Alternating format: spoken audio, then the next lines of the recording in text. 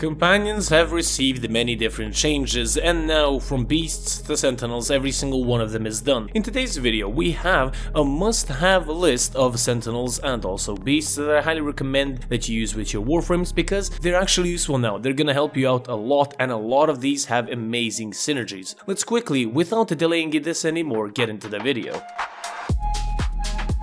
Recently, we have gotten changes to beasts, and they have also had their new weapons, claws, added in. With this, we have many more different combinations, and also we have 3 new mods alongside the posture mods. Talking about the resource and credit mods, since Smida has been changed, we have the 3 new mods: Prosperous Retriever, Loyal Retriever, and then we have Resourceful Retriever. All 3 of these will reward you with resources and credits respectively, or both, and you can put these on instead of any of the mods inside of the builds that you think that you do not need. So Tandem Bomb, Tenacious Bond, for example, Reinforced Bond, those 3 mods can definitely change it out if you're not using melee or ranged weapons. They have also added postures, Assassin Posture in my opinion being the best one, allowing your companion to prioritize Eximus units and other high-ranking enemies, dealing 300 damage to Overguard. And this is going to be very good with our first companion, the Sunica Kubro. Now this Kubro you can get lucky enough and get it right off the beginning,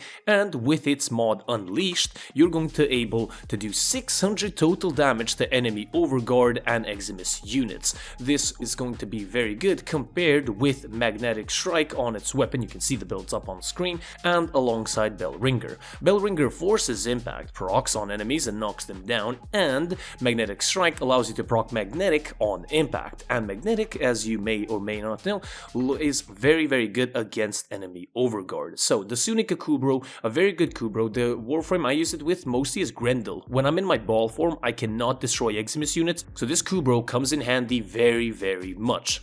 Diriga is going to be our pocket primer. It is not definitely the best primer in the game, but with Arc Coil you're able to do electricity damage and zap up the 7 enemies in 10-meter radius, and with this you can proc Archon Stretch. The build that I use is gonna look like this alongside the laser rifle. The laser rifle is going to be possibly the best choice here. We're gonna be applying cold, we're gonna be applying corrosive and radiation as well, and you're gonna be applying a lot of this everywhere, especially alongside the electricity damage from Arc Coil. This is going to be one of the best primers because it primes a lot of enemies in a nearby area. It can also be used for a little bit of energy generation, so it doesn't make it that bad. I actually love using Diriga, for example, with Varuna, with Degath, because it helps out in 2 different ways, through the energy and also through just priming enemies. Whilst we are talking about energy generation, we must mention Death Cube Prime, or Death Cube. With its mod energy generator, every 10 assists that it gets, it will drop an energy orb.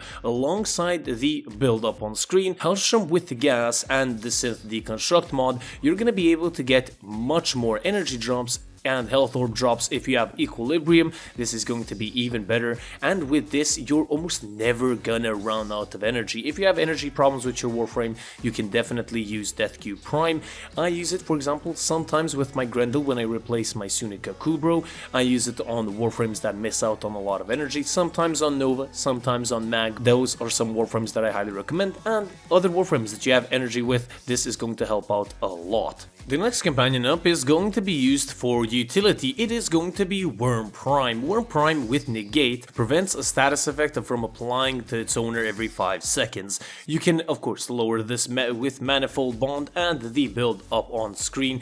This is going to be your utility based companion. This companion will allow you to regenerate your shields, allow you to have a free adaptation on your Warframe. This is going to be good on Warframes such as Seren, for example. I use this on Core occasionally sometimes, and it helps out survive just in case you don't want to use adaptation. Frees up a slot and you can use something else. Alongside the shield and health regeneration, alongside Synth Deconstruct, this is going to be the best utility companion that you can possibly pick. Now let's cover the best companion for priming. We have the Hound. With Synergized Prospectus, you launch an electric ball that deals damage, bounces around, and seeks out enemies. This activates Archon Stretch, and alongside the build up on screen, you're gonna be able to prime a lot, and I do mean a lot, of enemies. Reflex Denial will pulsate magnetic damage and summon a shield around your Hound, reducing its damage, and this is going to be very good against Eximus units, and Null Audit will allow you to basically steal the ability from the Eximus unit, allowing your Hound to turn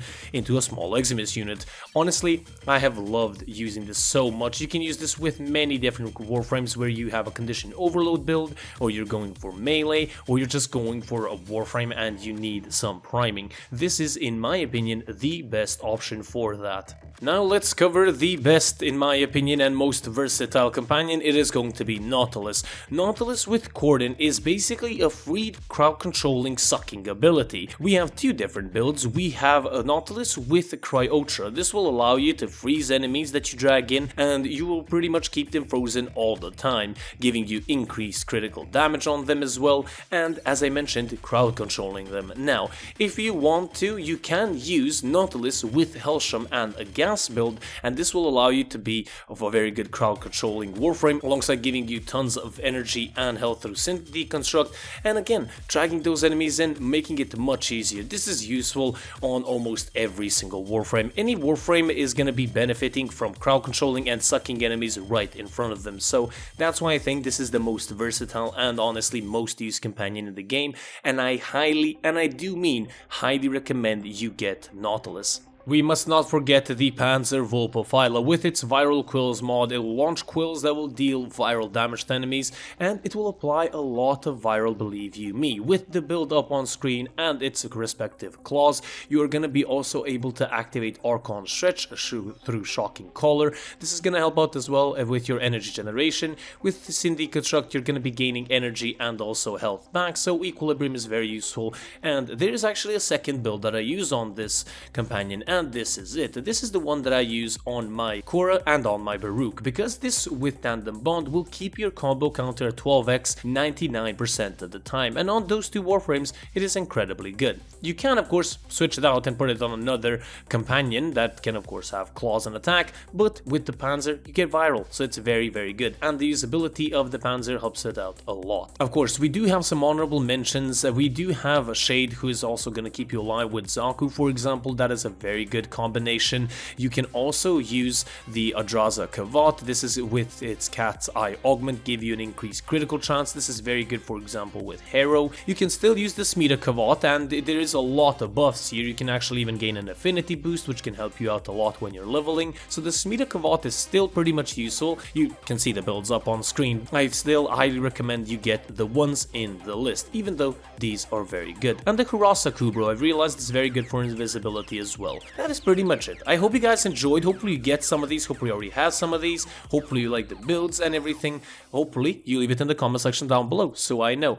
I love you guys. Leave a like and do subscribe for more content. This has been me, Weasel, your lovely host, and I'll see you guys on the next one.